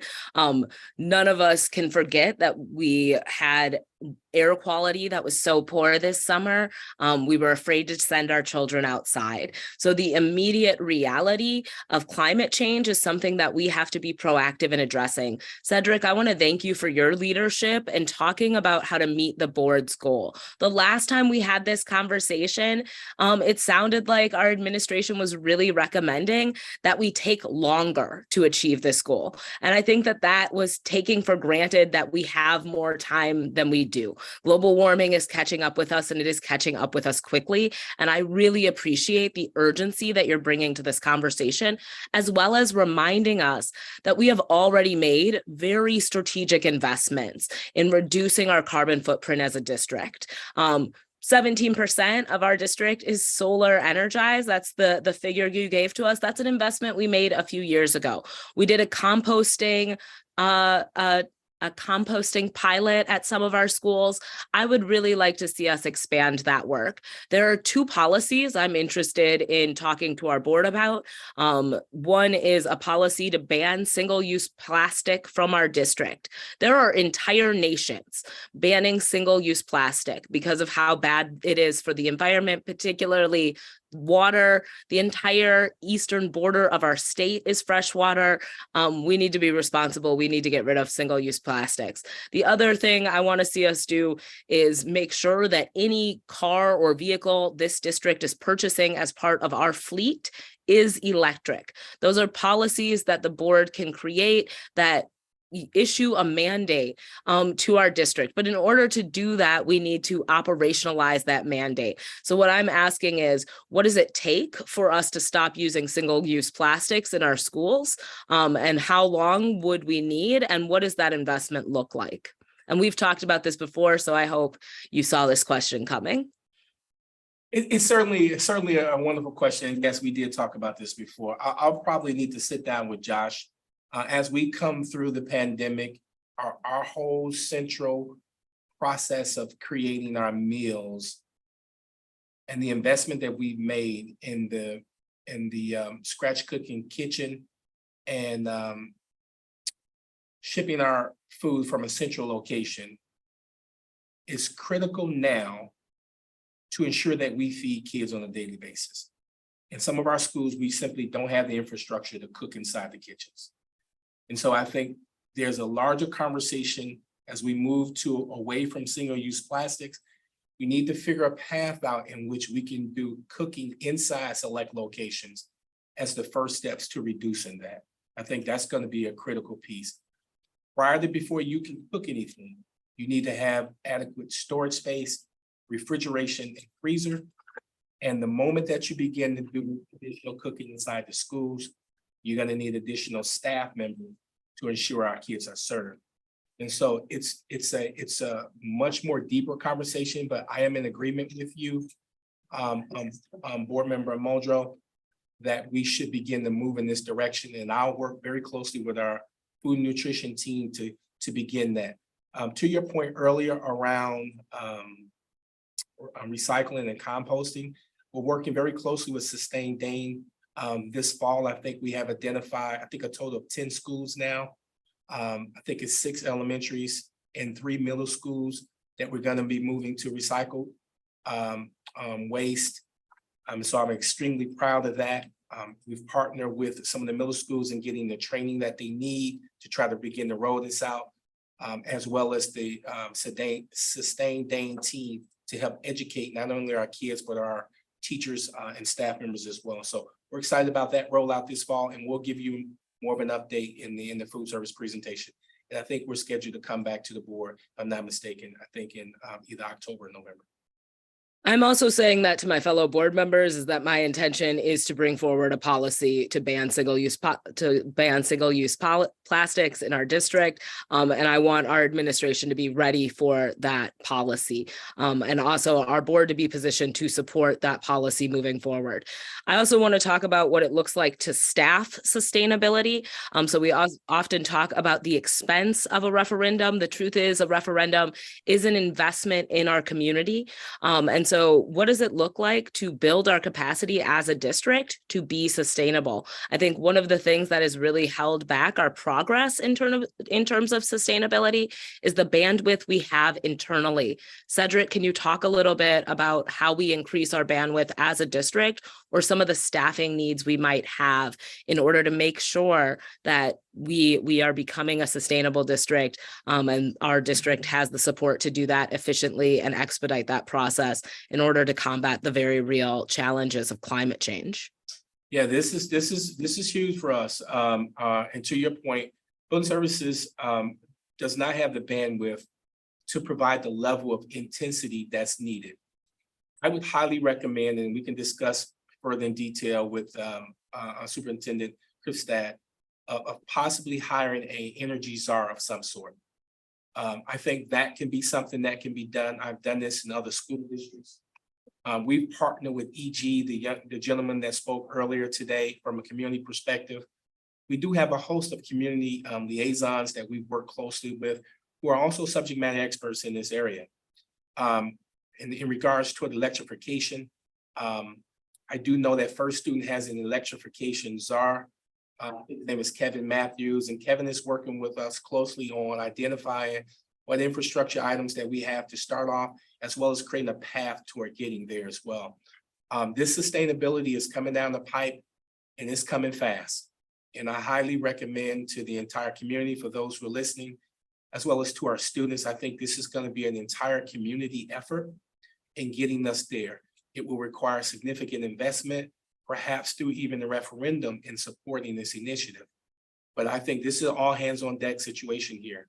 Global warming is real. It's coming down the pipe as well. And I highly encourage the team to continue to work together. We should find a financial path. It's the right thing to do for our future generations. So I am in whole support of finding additional resources to support building services.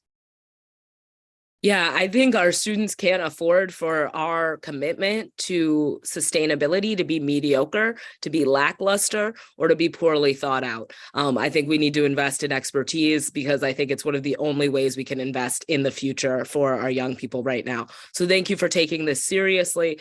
And I look forward to having these conversations, both from a policy standpoint and an operations standpoint. And Cedric, I look forward to you following up with us in terms of what it's going to take to get us to an electric fleet and to get us to composting and to get us to a single-use plastic-free school district, because I think we need to get there yesterday. So let's make it happen. All right, thank you, Board Member Mosrell. Board Member Richmond. Thank you.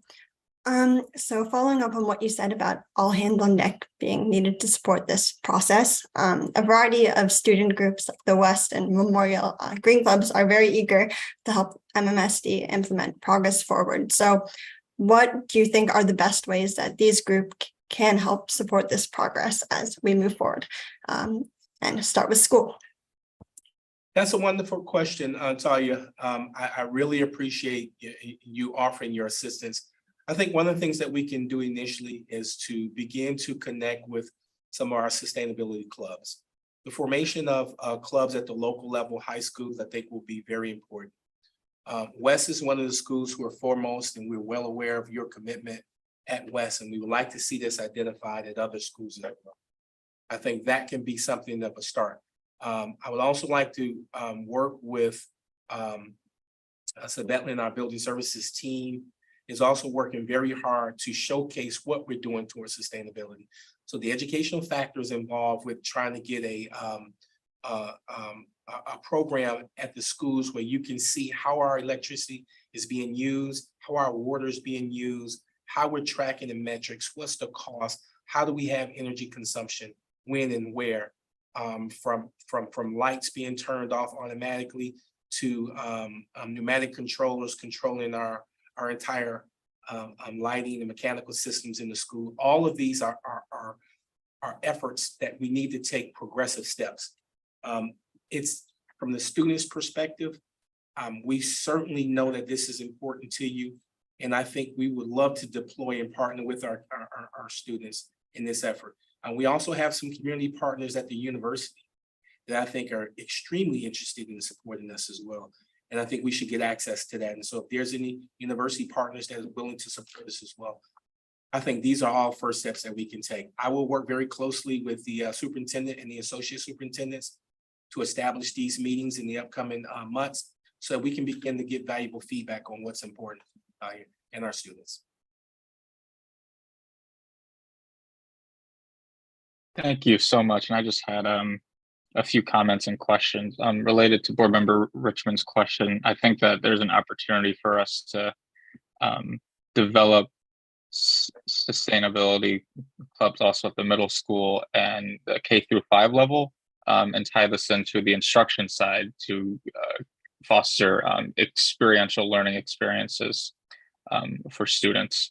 I guess, Cedric, you had mentioned a energy czar. Some members of the community had noticed that there was a manager position that was posted, and some folks spoke in support of that tonight. Do you have any estimated timeline on when that position would be filled?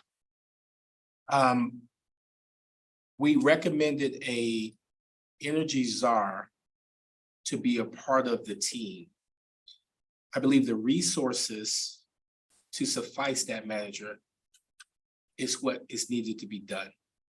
I think grants were going to be attempted, and we need support in finding grants for that. I don't think in my present structure, a manager specifically designated toward sustainability is within the budget for this year. Sabetland has done this, and he's championed this at the university for quite some time now. So he has a really good background and thorough knowledge around some of the efforts this is going to take to get us there. But our bandwidth, in addition to referendum, almost 10 locations that we're under construction now, our bandwidth is just simply limited, to be honest with you, and we would need support in those areas. Okay, speaking as an individual board member, that's something I'd be interested in and perhaps modifying in the coming months before October to support the establishment of that position. And I guess one comment or recommendation that I've seen other districts or even public or private entities establish is a emissions dashboard for members of the public or members of the team itself. Look at, this is our current level of emissions. This is where they're coming from.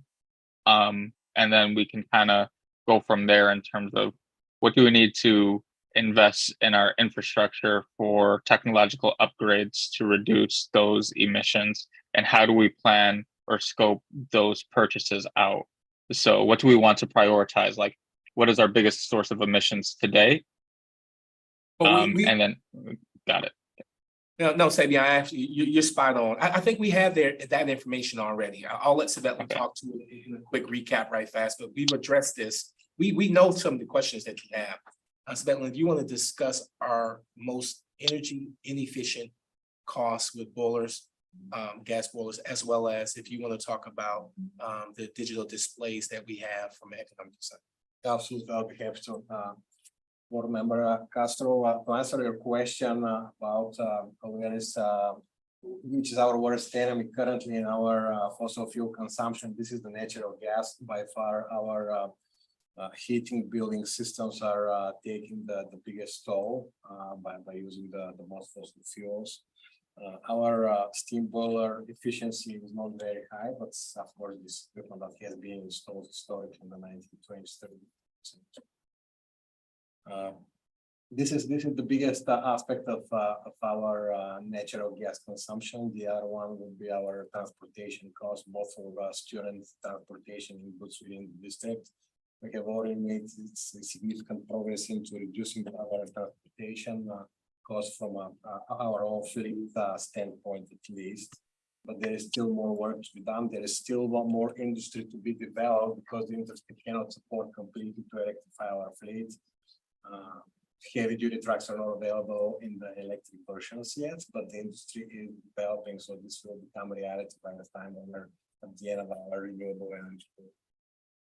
Also, I wanted to mention that in order to have an energy manager, we are working on a project that we will be presenting to the SLT and the cabinet that will probably allow us to have a savings through energy project that will allow us to pay for energy manager that will help manage future projects that will incur more savings to the district, so to speak. It is a complex matter because many of these projects are tied to third-party financing or paying for savings. With the interest rates currently climbing up, these projects became less attractive to us in the school district, but we continue to be looking at this and actually had a side with our CFO about this, and I think we have something that will be coming to the senior leadership team in the upcoming month or so, because we do see an opportunity to utility savings and create opportunities for future utility savings. Our goal towards our sustainability. In regards to how do we showcase our energy savings and benchmark our data, if you follow the presentations, Mr. Coro was speaking about the energy centers, which are in this place, which will be showcasing our energy efforts, benchmarking our energy usage, and we will also be able to display this our scholars in engagement sustainability district-wide, as well as be able to share this with the community, how much greenhouse emissions we are offsetting and how much energy savings we are incurring at any given moment. So this is a part of a 3-year plan that we will be rolling out. Plan will include some number one, 10-hour utilities there, which will be happening in the upcoming year. In the second year, we will be tying all of our geothermal generation. We have a few geothermal sites that are using renewable energy sources for accomplishing the heating of the building. This is awesome. This is Major Rock. West High School also has a geothermal loop.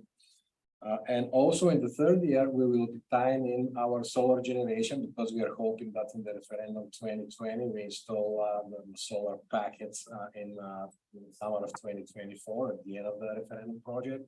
And after we have the solar installations in place, we will be able to tie these into the last phase of these energy centers that will be launching out in the referendum sites, but they will be also continuing the rollout in the second year in all of the schools, including in middle and high and elementary schools, because we strongly believe that the behavioral piece into the sustainability is as important as the financial investment and the remodeling that is required. So we will be trying to close the loop on this and have a 360 approach to sustainability and mostly engaging our scholars in system sustainability early on in the hopes of transferring that approach to sustainability from high schools and then to the community, and thus the whole community will be winning from that educational component as well, besides the dollar savings. Yeah, thank you. And Sabia, if I can throw something in there just to kind of give some context to it, for an example, we will eventually complete solar panel project. However, for our comprehensive high school, we recognize that we had roofing issues. So it makes no sense to put a high dollar technology advancement of solar panels on a roof that you have to take down and fix and repair. And so these are some of the hurdles that we're running into. And what we're trying to do is we don't want to put the cart before the horse, but I think we got to do the right thing in making sure that we're utilizing our resources wisely. And part of that is we got to take a pause and make sure we take care of the roofs first before we can get the solar panels up. So those are some things that we'll be discussing more with the board on how to continue to get to where we got to go path-wise, particularly around the solar panels. Got it. Thank you. Yeah, and when I was talking about technology, I wasn't just talking about solar panels, but talking about the kitchens or the boilers or the buses or whatever it may be. But I do think it would be useful for both the public and the board if there were a public-facing data dashboard that showed key emissions metrics and the progress we've made for the public and the board to access through there. That's something that other public and private institutions have done to track their emissions in a public-facing manner. And then, yeah, just know I do think that there would be some support to have the resources to fill that SAR position that you spoke of from the board level. Absolutely. And Absolutely. Board Member Pearson, I see your hand. Yeah, I just thank you guys and thanks Sabian for having this. I know that we as a board have been pretty committed and vocal about the sustainabilities and how we can go into the 21st century since we're there already. My question is just around when will we have dollar amounts? I know that with our budget, we are going to have to make we're going to have to make large decisions. And so the sooner than later to get dollar amounts to some of the sustainability pieces that we want to achieve.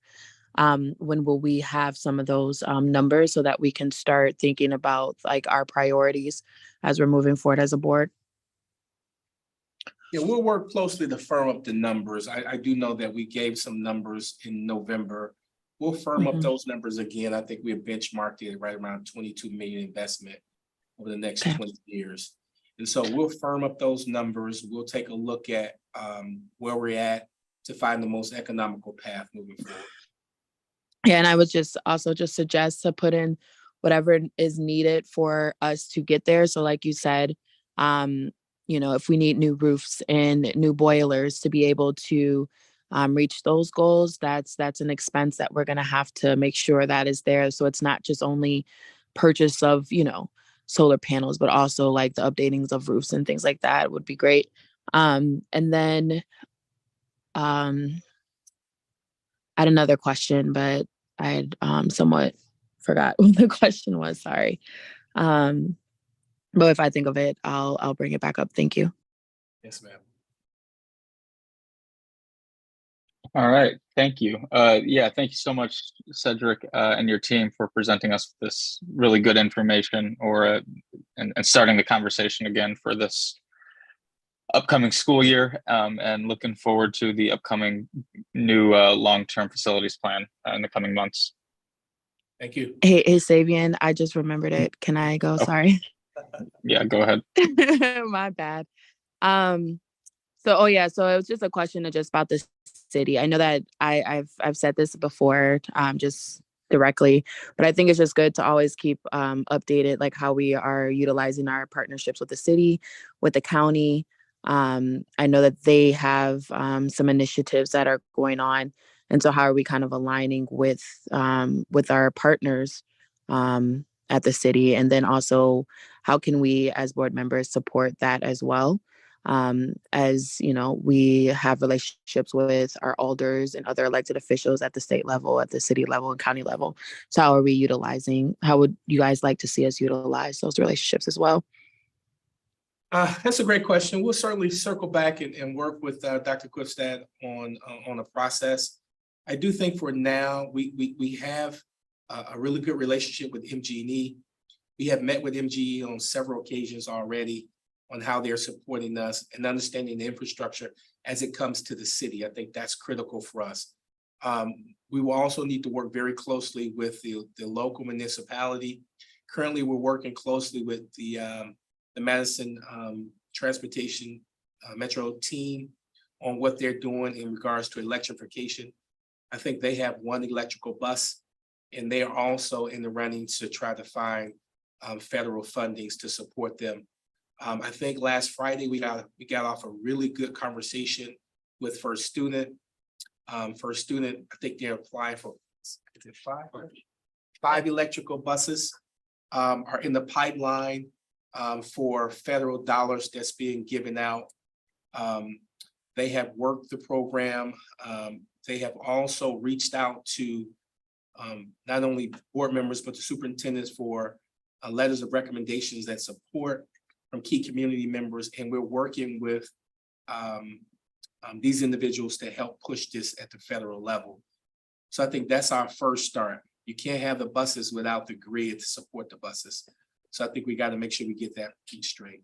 But we'll notify you on whatever support that we need. I know myself, I've been working very closely with Dane County, as well as I spoke at the sustainability conference for Dane County on things that we're doing to improve waste reduction in the schools and the education of our students. So these are all community branches that we need to just work closely with. We'll identify the key people. I'll work with TJ as well on trying to find how we can have ongoing meetings to continue to move the needle forward.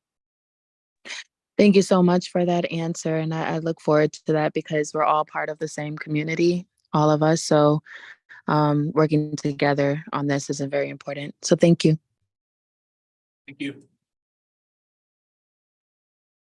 All right, thank you all so much. Moving on to our last agenda item for the evening is the scope and sequence for the operation work group for this coming year. This proposed list was developed by myself, Bob Soldner, and Dr. TJ McCray. So at this point, welcome any input, things we may have missed, or any questions you may have on items on here. If we could just share the list real quick, we can just jump from there, and board members feel free to raise your hand and offer any questions or things we may have missed.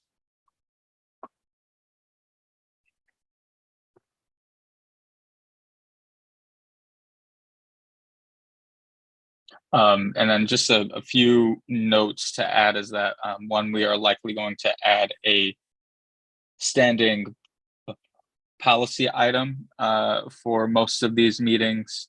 for some of the budget things. Some things you may not see on here will probably occur in closed session at first.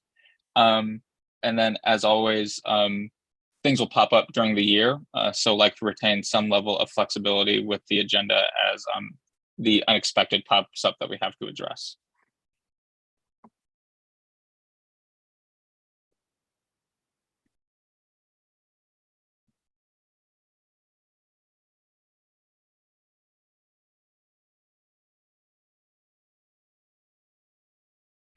Let's see if I'm missing anyone.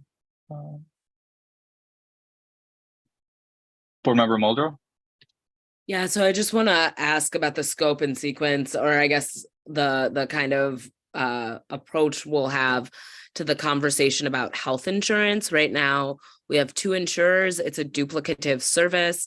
I also just want to raise that I have real concerns about the fact that one of the folks we are investing in has recently stopped providing folks with gender affirming care, which feels like an affront to the LGBTQ community. And so I'm wondering about how we'll have that conversation around healthcare, especially as we know we're going to bid for Dean specifically.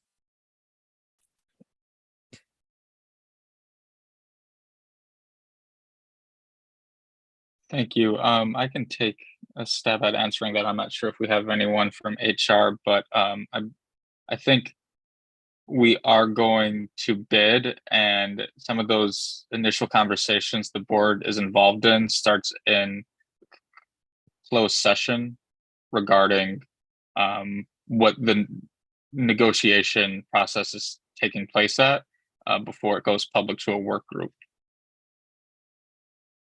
I greatly appreciate that. Thank you for speaking to it, Board Member Castro. And I guess thank you for overall putting together the scope and sequence. I think it brings us through the year really strategically and thoughtfully, given the budget that we will be grappling with going into next year.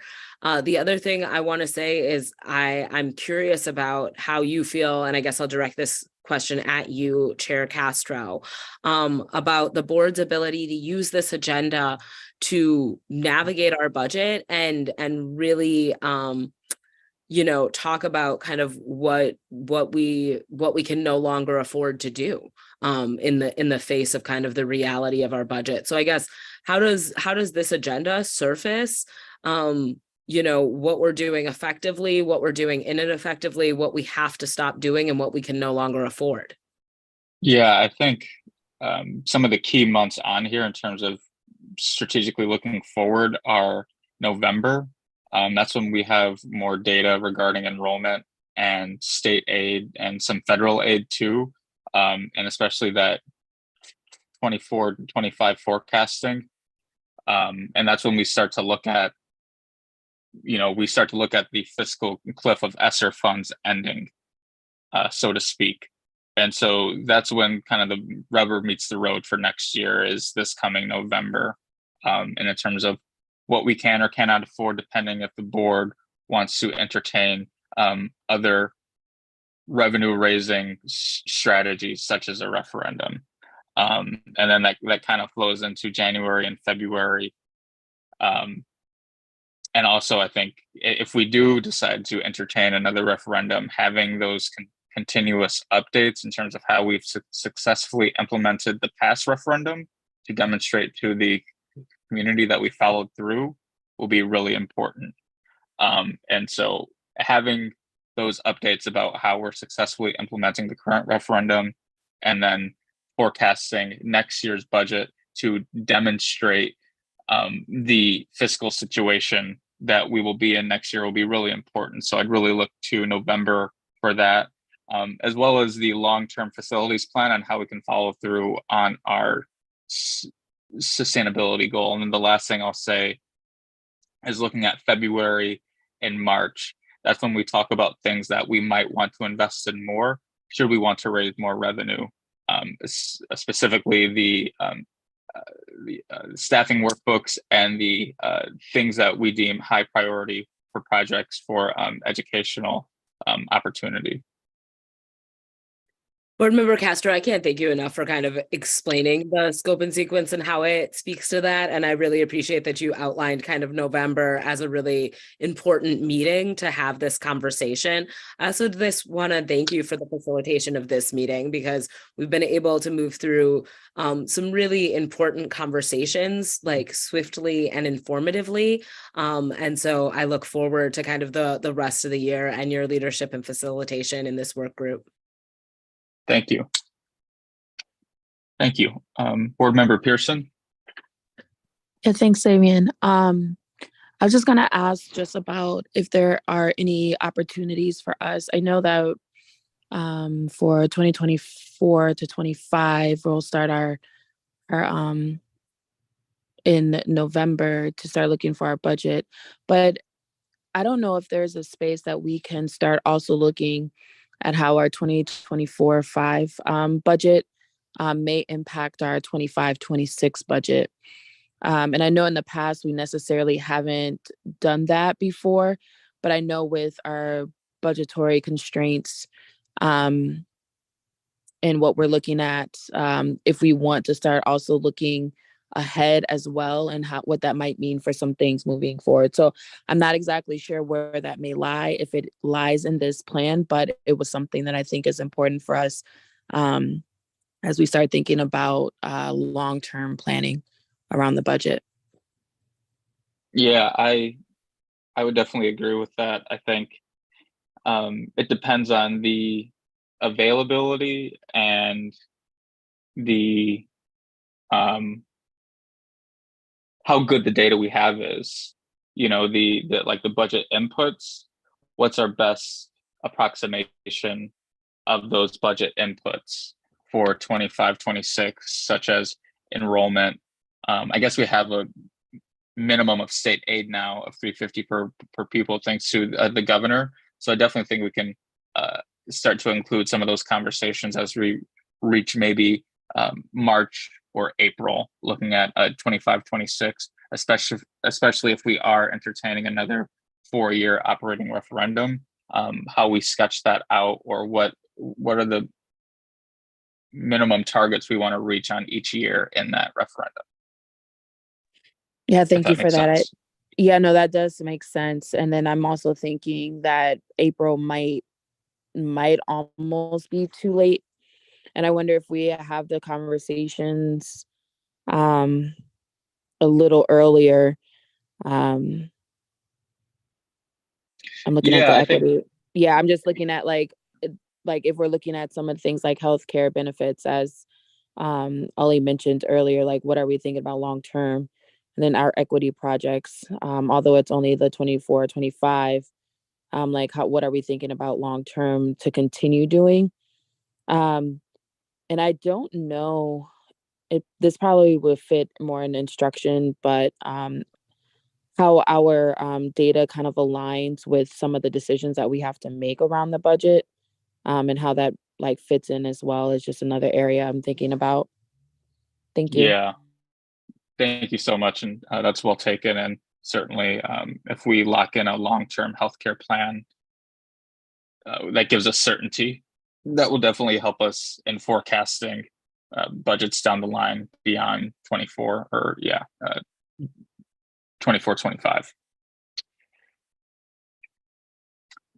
Any more board member questions or concerns?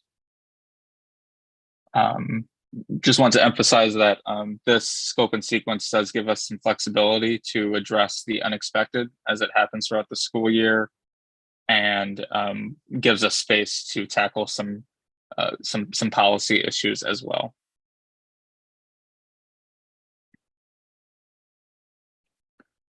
Okay, moving on to item 9.1, which is a motion to adjourn. Board Member Richmond, your advisory vote?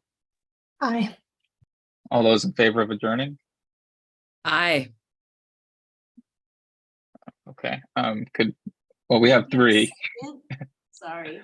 Aye. Okay. All right, thank you. I think we have everyone now.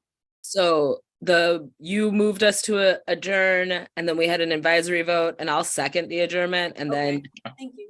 Oh, that's right. Aye. Thank you. Yeah. Aye. All right, we've got 4. Okay.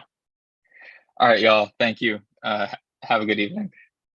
Have a good evening, everyone. Bye-bye.